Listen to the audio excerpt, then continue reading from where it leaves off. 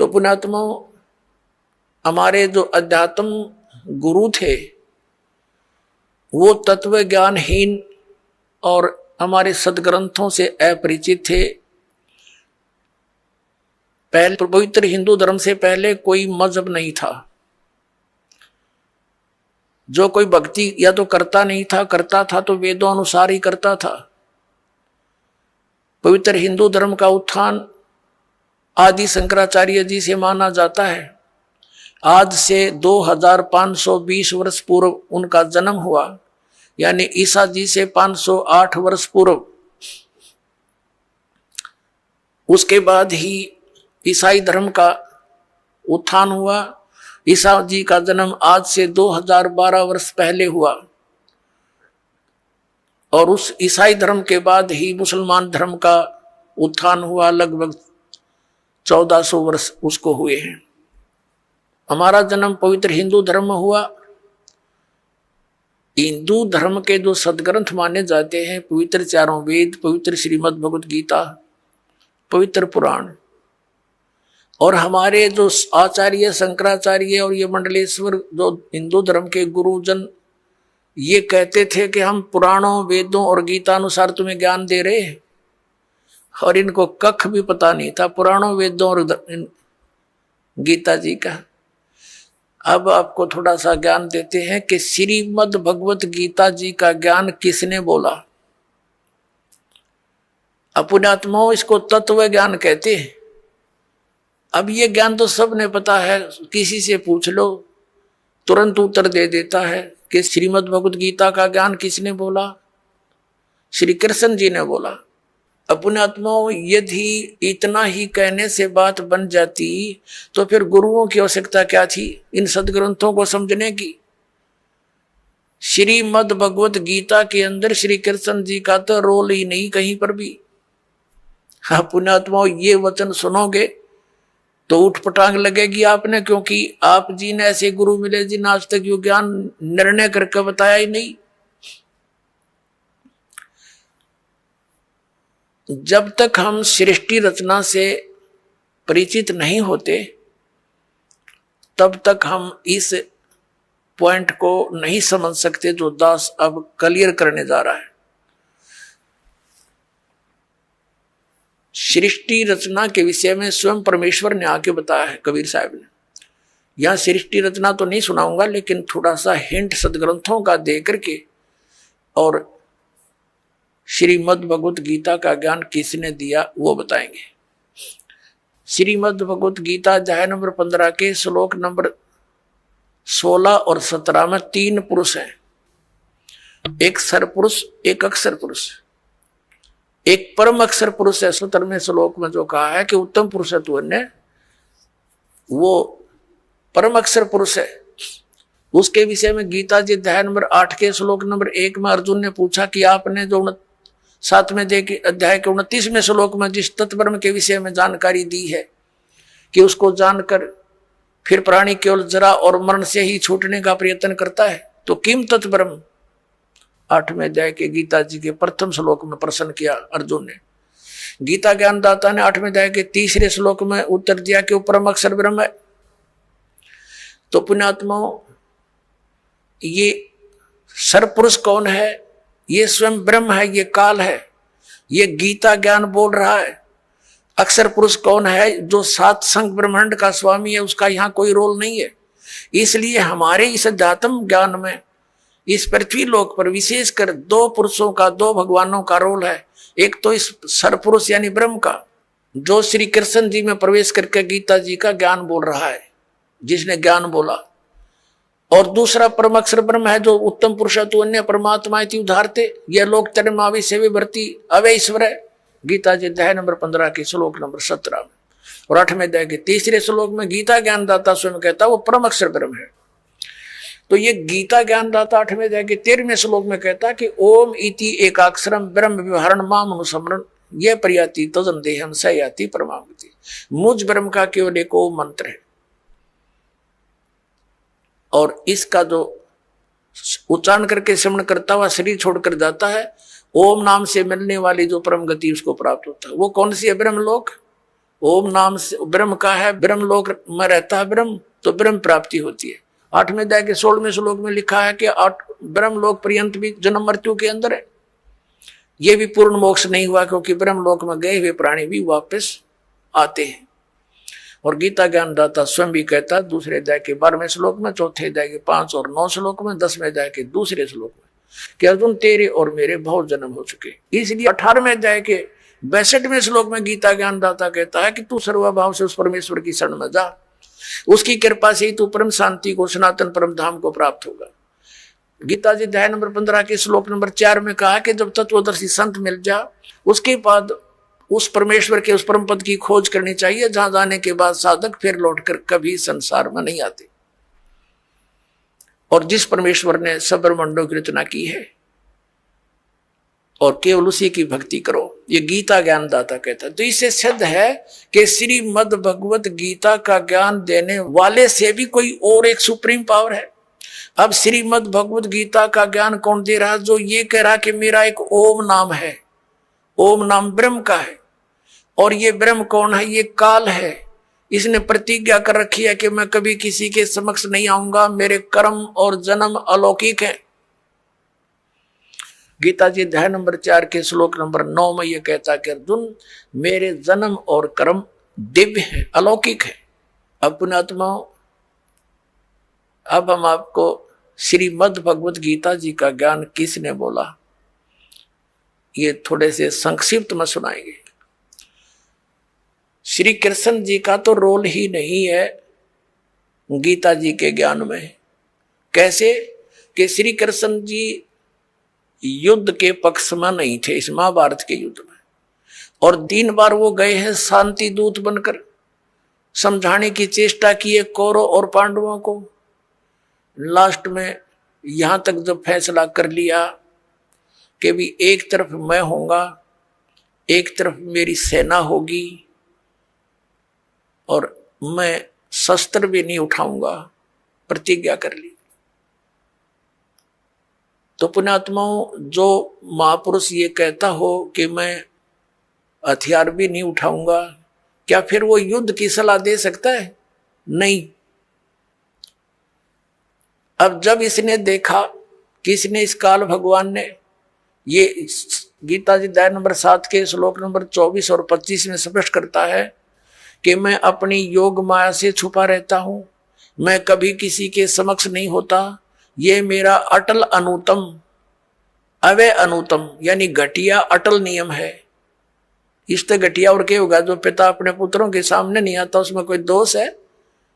तो इस कारण इस प्रकार वो स्पष्ट करता है कि मैं अपनी योग माया से छुपा रहता हूं, और मुझ अव्यक्तम व्यक्तिम आपन मनन्ते, मुझ अव्यक्त को मैं तो अव्यक्त रहता हूं और मुझे कृष्ण मान रहे हैं ये मूर्ख जन समुदाय। I am not Krishna, Gita ज्ञानदाता कहता है। अब ये इसके जन्म और कर्म कैसे अलौकिक है? पुण्यात्माओं, ये काल जो है, जैसे आप जी ने श्री शिव पुराण के अंदर इस विद्वेश्वर संहिता के अंदर देखा, आपको दिखाएंगे, तो उसके अंदर क्या लिखा है कि ब्रह्मा और विष्णु जी का आपस में इसी बात पर युद्ध हो गया। ब्रह्मा जी कहते हैं विष्णु जी के मैं तेरा जनक हूं, मैं तेरा बाप हूं, तेरी उत्पत्ति मैंने की है। विष्णु जी कहते हैं मैं तेरा बाप हूं, तेरी उत्पत्ति मेरी नाभि कमल से हुई है। इसी बात पर इनका युद्ध हो गया। इसको समाप्त कराने के लिए इनके पिता, जिसने यह गीता का ज्ञान बोला, ये इनका पिता है, ये काल रूपी ब्रह्म सदा शिव यही है। इसने इन दोनों के बीच में एक तेजो में लिंग खड़ा कर दिया, स्तंभ, और बहुत लंबा चौड़ा, ये ऊपर नीचे घूमने लगे। उसका और छोर प्राप्त करने के लिए युद्ध बंद हो गया। फिर ये स्वयं अपने पुत्र शिव का रूप धारण करके खड़ा हो गया।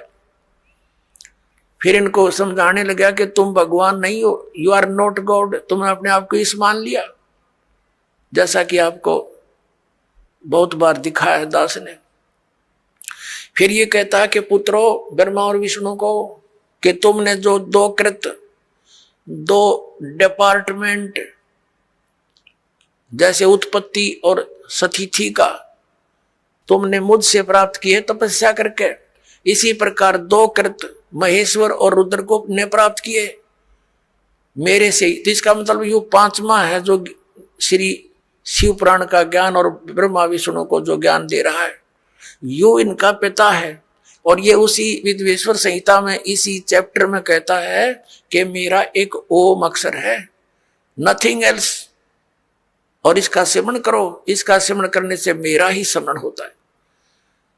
तो इससे सिद्ध हो गया कि जो शिव पुराण के विद्वेश्वर संहिता के अंदर बोल रहा है वो काल है और वो शिव रूप बना के खड़ा हो गया। ऐसे ये छल करता है, किसी को ब्रह्मा रूप में दर्शन दे देता है, किसी को विष्णु जी के रूप में दर्शन दे देता है, तो वो विष्णु जी की महिमा गाने लग जाता है कि विष्णु जी आप ही भगवान हो, आप छुपाए हुए हो अपने आप को। इस प्रकार इनको भ्रम हो जाता है। और ये कैसे इसके कर्म अलौकिक हैं, अब आपको दिखाते हैं थोड़ा प्रमाण सदग्रंथों में। एक बार देवताओं का और असुरों का, राक्षसों का युद्ध हो गया और राक्षस विजयी हो गए, देवता भाग गए, मैदान छोड़ गए। देवताओं ने कहीं जाकर के इकट्ठा होकर भगवान विष्णु की आराधना की और ये विष्णु रूप धारण करके ये ब्रह्मा विष्णु महेश का पिता जिसने गीता बोली ये वहां प्रकट हो गया। और इसने पूछा कि तुमने जो तुम्हारे मन की बात मैंने जान ली है और आप जाओ, जो ससाद का पुरंजय नामक पुत्र है उसको युद्ध के लिए खड़ा कर लो, राक्षसों के आमने सामने खड़े हो जाओ और उसको तैयार कर लो। मैं उसके शरीर में प्रवेश करूंगा, राक्षसों को मार दूंगा। अब दिखाता हूं आपको, ये देखिएगा श्री विष्णु पुराण, गीता प्रेस गोरखपुर से प्रकाशित है। ये है श्री विष्णु पुराण, सचित्र हिंदी अनुवाद सहित है, इसमें संस्कृत भी साथ है। अनुवादक है मुनीलाल गुप्त और गीता प्रेस गोरखपुर से प्रकाशित। प्रकाशक एवं मुद्रक है गीता प्रेस गोरखपुर, गोविंद भवन कार्यालय कोलकाता का संस्थान। ये है अध्याय नंबर 2 और चतुर्थ अंश और 233 पृष्ठ पे ये विष्णु पुराण। अब हम आपको यहां ले आते हैं, 233 पृष्ठ पे यहां से पढ़ेंगे। पूर्व काल में त्रेता युग में एक बार अति भीषण देव असुर संग्राम हुआ, देवताओं और राक्षसों का। उसमें महाबलवान दैत्यगण से पराजित हुए देवताओं ने भगवान विष्णु की आराधना की। तब आदि अनंत शून्य अशेष जगत प्रतिपालक श्री नारायण ने देवताओं से प्रसन्न होकर कहा, आप लोगों का जो कुछ अभिष्ट है वह मैंने जान लिया है, तुम जो चाहते हो मैं समझ गया। उसके विषय में यह बात सुनिए। राजऋषि ससाद का जो पुरंजय नामक पुत्र है, उस अक्षत्रिय श्रेष्ठ के शरीर में अंश मात्र से यानी कुछ समय के लिए स्वयं अवतीर्ण होकर उन संपूर्ण दैत्यों का नाश करूंगा। अतः तुम लोग पुरंजय को दैत्यों के वध के लिए तैयार करो। ठीक हो गया। अब इसने क्या किया, पुरंजय को खड़ा कर लिया, देवताओं ने समझा बुझा के, और राक्षस भी सामने हो गए। ये काल जो है उस पुरंजय के अंदर प्रवेश कर गया, क्योंकि ये 1000 भुजा का 1000 कला का मालिक है। ब्रह्मा विष्णु महेश 4 ये 16 कला के मालिक हैं, तो इसमें शक्ति ज्यादा। इसने उन सब राक्षसों को मार डाला। तो अब दूसरा उदाहरण देते हैं आपको। एक समय गंधर्वों का और नाग वंशियों का, नाग गोत्र के व्यक्तियों का आपस में युद्ध हो गया। तो गंधर्वों ने नागों को पराजित कर दिया और उनके सब धन लूट लिया। तो फिर नाग वंशियों ने यानी नाग गोत्र वाले व्यक्तियों ने इकट्ठे होकर भगवान विष्णु की आराधना की। फिर ये विष्णु रूप में काल प्रकट हो गया। इसने कहा कि आप जाओ और ऐसे ही पुरुकुत्स को तैयार करो, पुरुकुत्स को उसको तैयार करो, उसके शरीर में प्रवेश करके मैं गंधर्व का नाश कर दूंगा। अब देखो प्रमाण, ये है अध्याय नंबर 3 और श्लोक नंबर 200। ये श्री विष्णु पुराण, ये है अध्याय नंबर 3 और चतुर्थ अंश श्री विष्णु पुराण, पृष्ठ 242 पे, यहाँ नीचे आइएगा। 3रा अध्याय। पूर्व काल में रसातल में मोने नामक 6 करोड़ गंधर्व रहते थे। उन्होंने समस्त नाग कुल के प्रधान रतन और अधिकार छीन लिए थे। गंधर्वों के पराक्रम से अपमानित उन नागेश्वरों द्वारा स्तुति किए जाने पर उसके श्रवण करने से जिनकी विकसित कमल सदृश आंखें खुल गई हैं, निंद्रा के अंत में जागे हुए उन जलशाही भगवान सर्वदेवेश्वर को प्रणाम कर उनसे नाग गुणों ने कहा, भगवान, इन गंधर्वों से उत्पन्न हुआ हमारा भय किस प्रकार शांत हो। तब आदि अनंत रहित भगवान पुरुषोत्तम ने कहा, युवनासव के पुत्र मानधाता का जो यह पुरुकुत्स नामक पुत्र है, उसमें प्रविष्ट होकर मैं स्पष्ट कर दिया, प्रविष्ट होकर उसमें प्रवेश करके मैं उन संपूर्ण दुष्ट गंधर्वों का नाश कर दूंगा। हो गया स्पष्ट। अब इसके कर्म अलौकिक ऐसे हैं, ये कहता मेरे कर्म दिव्य हैं। इसी प्रकार इसने श्री कृष्ण जी में प्रवेश करके गीता का ज्ञान, वेदों वाला, प्लस में अपनी युद्ध कराने की जो अटकलबाजी, ये श्रीमद् भगवत गीता नाम से 18 अध्याय इसने बोले और आखिर में डरा धमका के विराट रूप दिखा के भयंकर रूप जिसको देख करके अर्जुन कांपन लग गया, अर्जुन जैसा योद्धा, और लास्ट में डरते ने हाँ भर ली अर्जुन ने कि उसने सोच लिया कि इसका उद्देश्य युद्ध करवाना है और यदि मैं ना कर दूंगा और इसने फिर एक बार वो विराट रूप दिखा दिया, मेरा हार्ट अटैक हो जाएगा। इसलिए इसने अपनी भलाई समझी कि मरना तो मैंने है ही, युद्ध करूंगा वहां भी मारा जा सकता हूं, और जब इसने फिर विराट रूप दिखा दिया फिर भी मारा जा सकता हूं, और भगवान के इरादे से वो परिचित हो गया था कि ये युद्ध चाहता है। तो इसने कह दिया कि हाँ जी मैं आप सब समझ गया हूं, आप जो कहना चाहते हो मैं युद्ध कर लूंगा। नहीं, श्री कृष्ण युद्ध करवावे, जब पहले वो मना कर रहा था कि नहीं आप युद्ध मत करो, नाश हो जाएगा। और फिर ये क्या कहते हैं हमारे धर्मगुरु कि अर्जुन अक्षत्रिय धर्म का पालन नहीं कर रहा था, इसलिए भगवान ने उसको प्रेरित किया। अरे श्री कृष्ण स्वयं अक्षत्रिय था, और जब काल्यवन ने चढ़ाई करी मथुरा के ऊपर, स्वयं भगवान युद्ध मैदान छोड़कर भाग गए थे, जिस कारण से उनको रण छोड़ भगवान कहा जाता है। तो उन्होंने उस समय भी अपने क्षत्रिय धर्म का पालन त्याग दिया, इसलिए कि जिस कारण से अनर्थ टल जावे, नाश ना होए। तो क्या वो व्यक्ति फिर अक्षत्रिय धर्म के पालन करने के लिए इसे नाश करने की सलाह दे सकता है? तो पुण्यात्माओं, अब हमने इन सदग्रंथों से स्वयं परिचित होना है। ठीक है, इन्होंने जितना ज्ञान दिया वो इनके सत्र का इनके पास रहे। अब हम सदग्रंथों के अनुसार साधना करेंगे और ज्ञान ग्रहण करेंगे।